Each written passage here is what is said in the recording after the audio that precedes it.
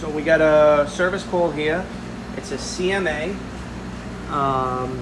EST corner low temp dish machine. Client is complaining that the water is draining out of the machine. If we cycle the drain, here's the drain flap. The rubber is in good condition.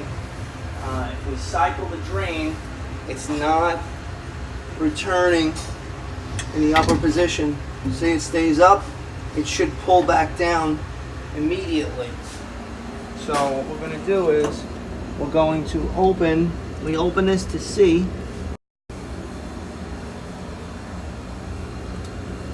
So we could see that the drain doesn't return. It goes up and it should spring back down, and it's coming down ever so slightly. It should pull down tight. So we have to open this piece. This is where the drain motor assembly with a return spring is inside. So let me get that open and we'll cut back to that. Drain motor housing. There's 2 screws located underneath right here. One I removed already, and there's a second right there. You have to remove those to get the housing off. Cover is off. You can see the drain assembly here. It goes through, and there's a return spring there. And then here's your motor and your 2 wires. You should make sure power is off on the machine before touching any of this, because it is live. The problem here is that the return spring, the tooth broke off. That goes right here and sits inside this groove. So that's why it's not returning. This spring has to be replaced. The new motor and the new spring was installed. Make sure that this is tightened on the flat part of the shaft, and the way you test it is if you push up on it, it returns on its own, closed.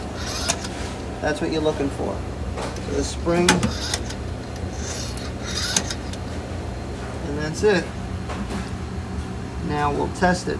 You want to fill the water to make sure you have water in the tank and that it's adjusted properly so that it's holding the drain closed. So we want to just keep an eye on our water level to see that we're not losing water. And it looks good.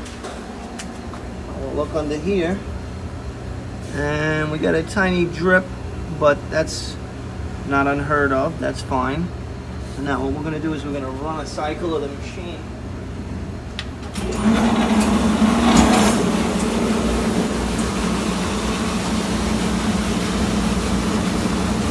What you're seeing is water from the overflow tube. That's from the sprayers. That's common. But we want to see, we're waiting to see this motor actuate and dump the water and then refill.